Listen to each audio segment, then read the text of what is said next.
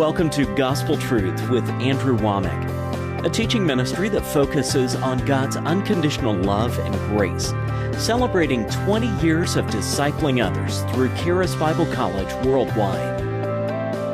And now, here's Andrew. Welcome to our Wednesday's broadcast of the Gospel Truth. This week I've started teaching on how to become a water walker.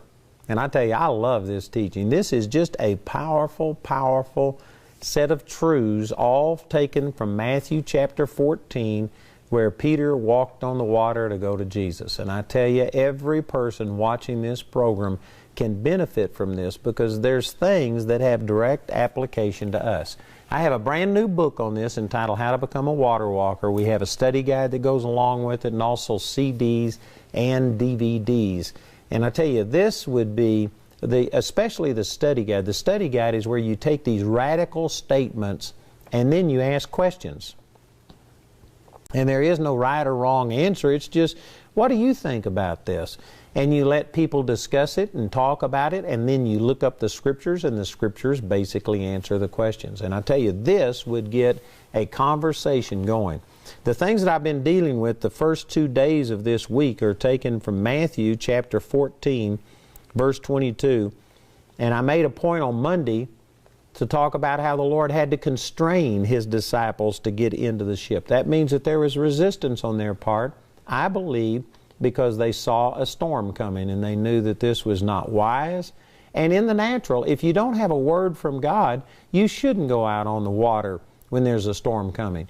But when the Lord tells you to do something, you obey God and you don't lean unto your own understanding. So the disciples, if they had just stayed on the shore and have done what they thought was wise to do, they never would have seen this miraculous intervention of God. Peter never would have walked on the water. So one of the very first steps in seeing the miraculous intervention of God in your life is you've got to start moving in the direction that God is leading you.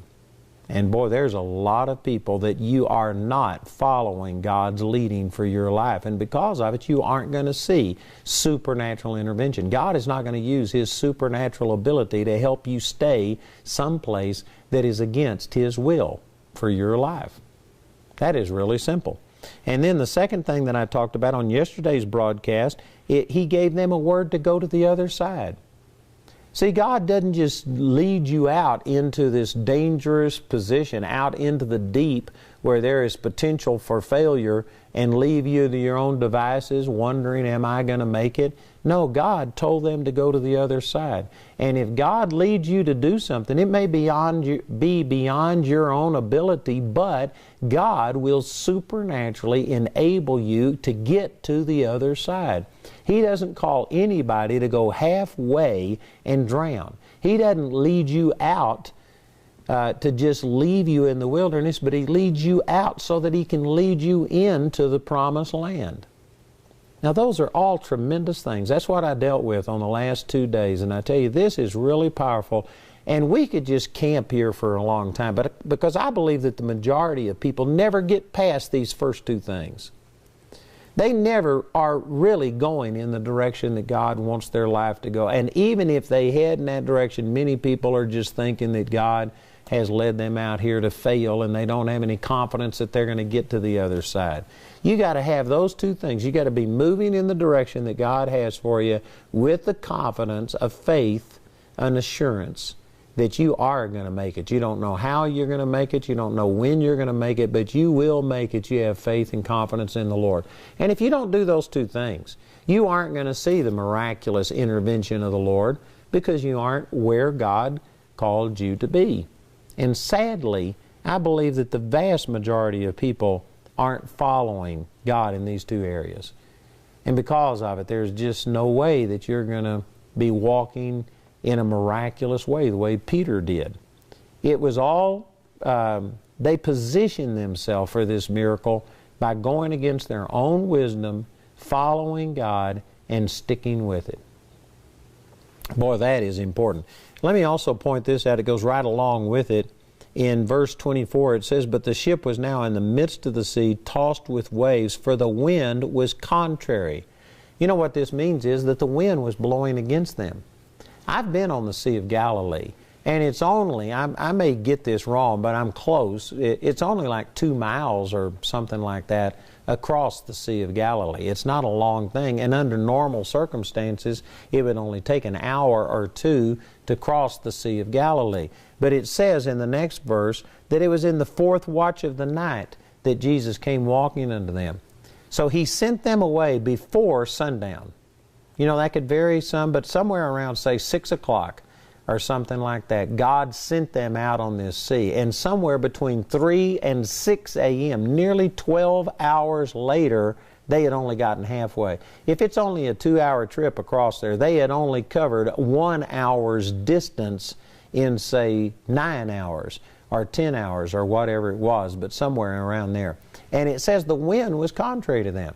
So, to their credit, if the wind was blowing against them and they were in a situation where it looked like they were going to drown, you know, the easiest thing to have done would have been to turn that boat around, put that sail up, and use that wind to get them back to shore in just very, very short order. They could have done that. But to their credit, they didn't.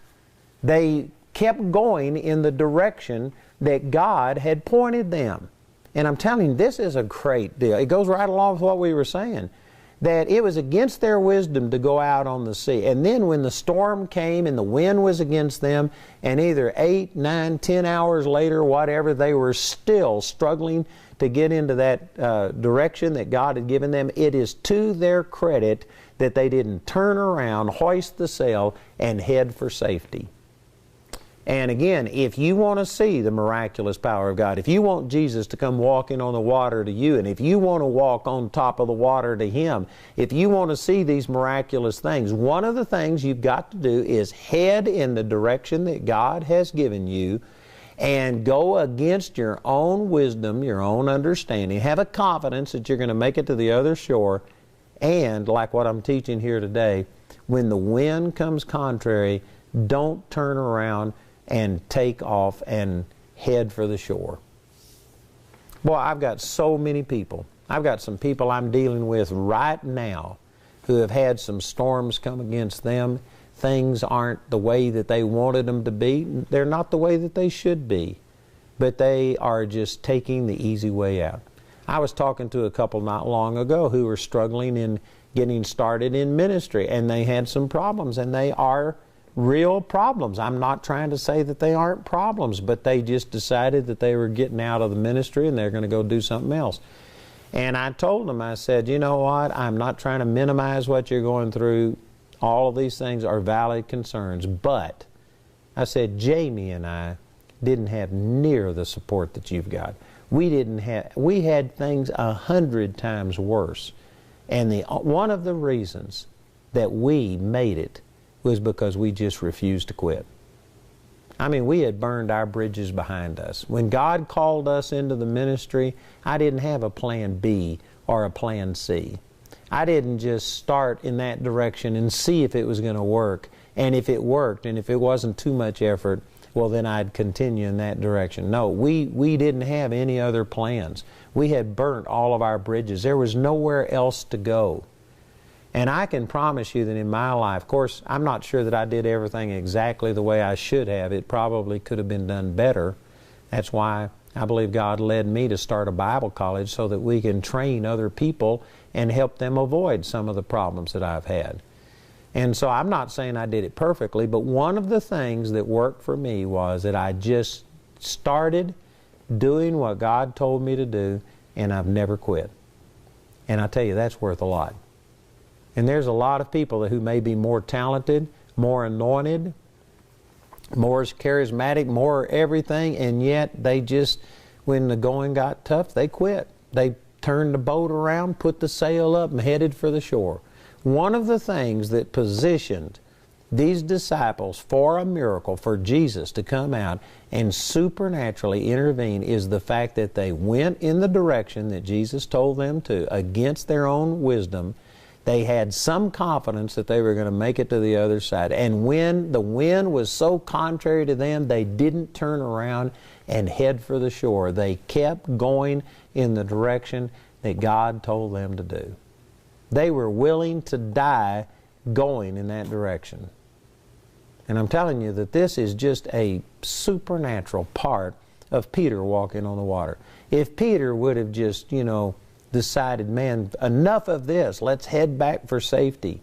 If he had never got into the boat in the first place, if they'd have never even moved in that direction, none of these things would have happened. History would have been different. And I'm telling you, brothers and sisters, there's many of you that are playing it way too safe.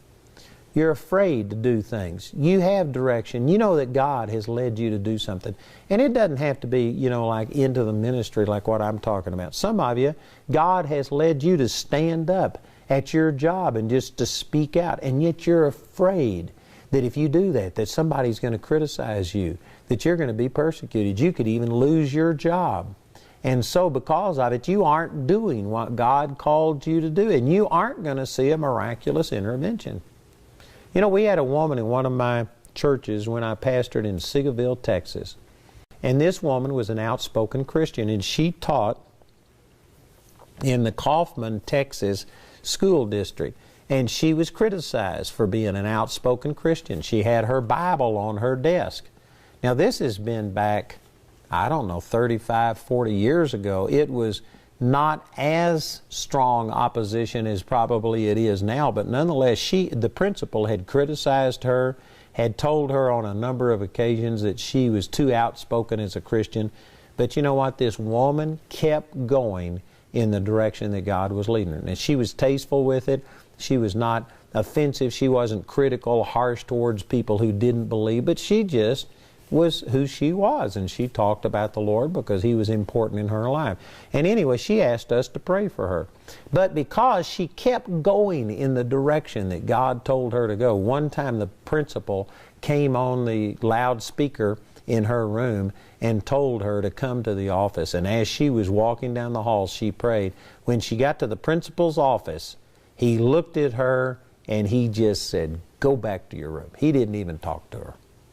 And we don't know exactly what happened, but I know that God intervened. It was like Jesus came walking on the water. It was like this teacher. She was able to overcome her problems. And you know why? Because she kept doing what God told her to do.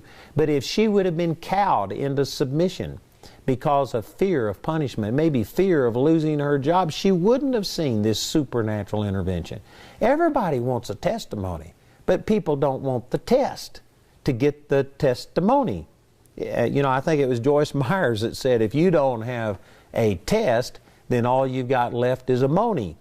You have to have a test. There are going to be opposition. There's going to be a situation where it looks like you're going to fail, but if you will continue to do what God has called you to do, then is when you see God miraculously come through. And I'm telling you that the vast majority of people, probably the majority of people watching this program, don't see the miraculous power of God, because when the going gets tough, you just quit. And you take the easy road out. You won't stand. You won't do what God called you to do. I've seen God come through for me, thousands of times. I've seen God intervene in relationships. I've seen God come through financially. I've seen God heal my body. I've just seen God in every area of my life come through, and I am a walking testimony to the power of God, but I have been through hardship. I have been through things that looked like it was going to destroy me. But because I just kept doing what God called me to do and didn't quit, then I've seen God come through. And this is what I learned right here through these disciples. They had to get into the ship against their own wisdom. They had to believe, we're going to the other side. We aren't going halfway. And when the wind got so strong and it looked like they were going to drown, they didn't take the easy way out. They didn't turn the boat around, hoist the sail, and head for the shore and safety. They were still going in the direction that God bid them to go, even at the peril of their life. And I'm telling you that that is an attitude that is rare today. But it's really essential. If you're going to see God miraculously intervene in your life, you need to get so committed to the things of God. That, God, I'm going to follow you, and if I die trying, I'd rather die trying to follow you than to take the safe way out and do things my own way. And I know that there's people watching this program right now saying, well, I'd never do that. I mean, to me, I've got to preserve myself. Self-preservation is just, it trumps everything else. I'm telling you, it's not that way in the kingdom. You need to get to where loving God and doing what God calls you to do is more important to you than your own life. You know, the Apostle Paul, let me turn over and read this to you. He was having a ministers' conference, and he called all of the elders of the church in Ephesus, and I mean there could have been hundreds of these elders. He called them together, and he talked about how the troubles he had faced, he was facing death all of these times, and he was heading for Jerusalem, and he says, I go bound in the Spirit, knowing that bonds and afflictions await me. But notice what he said in Acts chapter 20, verse 24, but none of those things move me, neither count I my life dear unto myself. How is it that you keep prison and beatings and potential death and ridicule and rejection and just on and on? I mean, Paul was rejected probably more than any person watching this program has ever been rejected, and yet it didn't stop him. It didn't deter him from doing what God called him to do. How do you do that? He gave the answer right here. None of these things move me, neither count I my life dear unto myself. That's the way that he was able to endure hardship, was because he didn't care that much about himself and his own personal luxuries and comfort and things like this. He loved God and he loved people and wanted to accomplish what God had led him to do, and that was paramount to him. You can see this reflected over in Philippians chapter 1 when he was writing to the Philippians and he was trying to comfort them. They heard that he had been imprisoned and shipwrecked and all of these things, and he was now in Rome facing Nero and possible execution, and he was writing back to his partners. Philippians chapter 1 verse 5. That word fellowship there is the Greek word koinonia, and it means partners, partnership. He was writing to his partners and he was trying to comfort them. And how did he do it? He says, don't worry, because the gospel is being spread. The things that have happened to me have all turned out to the furtherance of the gospel. You know what he's saying is that spreading the gospel, seeing people's lives changed, is more important than my own comfort. And he even went on to say in Philippians chapter 1, he says, for me to live is Christ and to die is gain. Now see, when you have that attitude, when you have this attitude like the disciples had right here, that even though it was against their better judgment and they were in a storm and it looked like they were going to die, they did not turn around, put up the sail, head for the shore. They were still going in the direction that God wanted them to. Even if it killed them, they were going to try and obey their master. Now, when you get that kind of an attitude, I guarantee you that solves a lot of problems. I mean, how do you intimidate a person who's already dead to themselves? A person who said, for me to live is Christ and to die is even better. How do you intimidate a person? You can't come to them and say, quit preaching the gospel or I'll kill you. I mean, they'll just reach up and give you a kiss like, oh, that's wonderful, I could see Jesus today. So they say, all right, well then we'll put you in prison and we'll beat you. And it's midnight. They just start singing and praising God, and God sends an earthquake and delivers them all. And they say, well then all right, we'll let you go. And they say, fine, I'll go preach the gospel. See, a person who's dead to themselves, a person who's not afraid of failure, a person who has put loving God and serving God ahead of everything else is positioning themselves for a supernatural miracle from God, just like these disciples got right here. If you want to see the miraculous power of God, then you've got to put yourself in a position where you are out on a limb. You are obeying God. You are moving in the direction that He's given you, and you are not backing down, even if it looks like your life, if it looks like the loss of your job, if it looks like the ridicule from the people that you love, and lack of acceptance, and on it goes. You just have to put yourself in a position to where you are doing what God called you to do regardless. If it hair lips the devil, you are going to do what God called you to do. Man, this is essential. This is an attitude that I have. I'm not perfect in it. I'm not saying that I've done everything right, but I have made commitments in my life, and I have done things when it looked like it was going to kill me. God showed me in the very beginning of our ministry that I was going to have a worldwide ministry. I was going to touch people, and we started out in Seagoville, Texas. That didn't look like it was going to be a worldwide ministry. Then I moved to Childress, Texas. In Childress, we began to see some success. That's when I started on radio. We began to start making an impact on that community, and the church grew. We were surviving. We were eating on a regular basis, which was different than it had been before. There were some good things happening, and then God called me to go to Pritchett, Colorado. There was 144 people in the town of Pritchett, Colorado back then. It's a lot smaller now. It's really, it's probably half that. It's dying. But at the time, there was 144 people, and there was only about 10 or 12 people in this little church that I went to in Pritchett, Colorado. And did you know that I knew that that's what God called me to do, but how do you use that to have a worldwide ministry? I mean, it was in the middle of no place. It was about 20 miles or something from Springfield, Colorado, which might have had a couple of thousand people in it. It was 30 miles from Kim, Colorado, that had less than 100 people in it.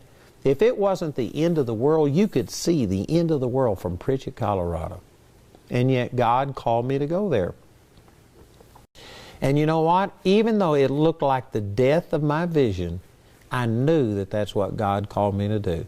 And I was willing to do it. And I actually enjoyed living there. It was one of the best times of my life. And I enjoyed it. But it looked like it was going to be the death of me and the death of my vision. You know, the Lord called Abraham to do the same thing. After he had believed for all of those years and finally Isaac came, then he asked him to sacrifice Isaac. It looked like the death of his vision. I believe that this is something that just every person goes through.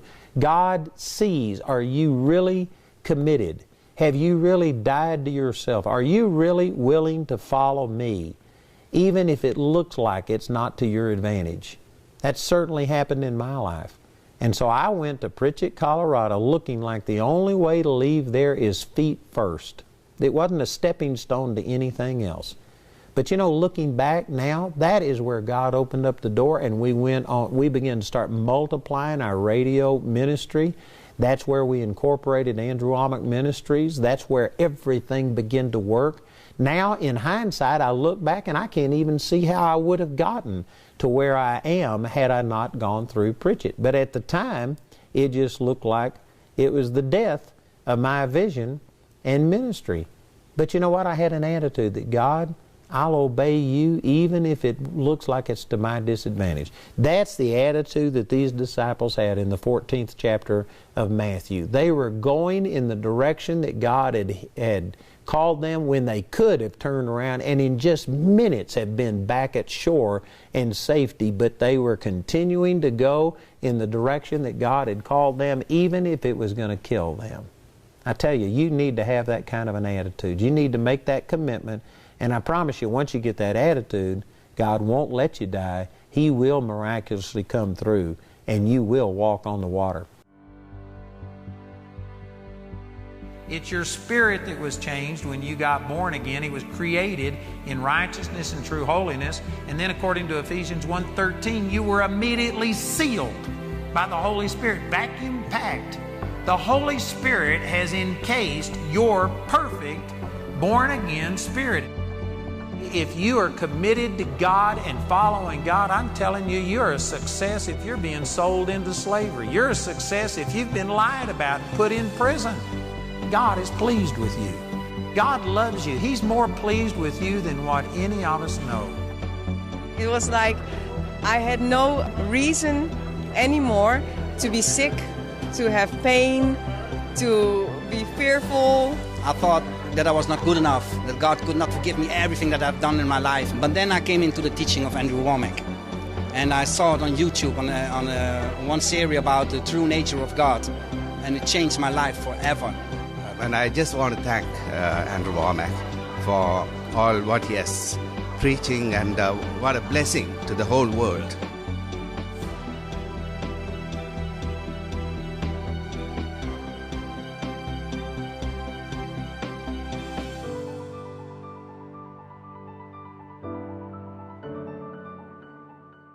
I'd like to invite you to come and spend a great week with us in Colorado at our new facilities in Woodland Park.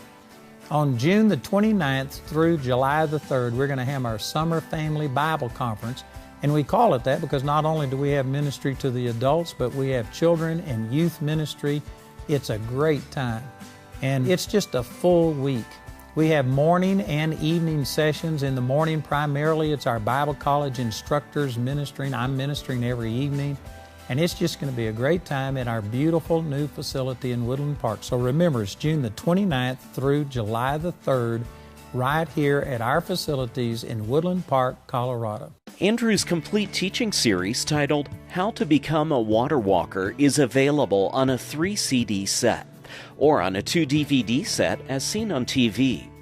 Now, for the first time, Andrew is excited to introduce the How to Become a Water Walker book and the companion study guide that will deepen your personal understanding of this teaching. Each of these valuable resources is available for a gift of any amount. The first audio teaching in today's series is titled Be of Good Cheer. It's available for a gift of any amount when you write or call. We encourage everyone to give, but if you're simply unable to afford it, Andrew and his partners will provide this first CD free of charge. To order this teaching or any other of Andrew's ministry materials, you can visit the AWMI website 24/7 or call our helpline at 719-635-1111 Monday through Friday from 4:30 a.m. to 9:30 p.m. Mountain Time. We'd like to point out Andrew's upcoming speaking schedule. Mark your calendars to come meet Andrew at one of these events. In the month of May, he'll be in Broken Arrow, Oklahoma, Plymouth and Telford, England, Łódź, Poland, and in Rome, Italy. In June, he'll be in Woodland Park, Colorado for the Charis Bible College Business Conference, in Pittsburgh, Pennsylvania, Ypsilanti, Michigan, Toronto, Ontario, and then again in Woodland Park for the annual Summer Family Bible Conference. And in July, he'll be in Brooklyn Park, Minnesota, and in Durant, Oklahoma. For more details on Andrew's next meeting in your area, visit our website at awmi.net. I'd like to give you an invitation to join me on Facebook, Twitter, Instagram, all of these social media things. This is brand new to me, but my staff is trying to pull me into the 21st century. If you're into that, we post things that help you keep abreast of the ministry and what we're doing, and we would love to have you join us. So we have that number on your screen or the contact or what, I don't know, but it's there. And anyway, join us on social media on Facebook, Instagram, and Twitter.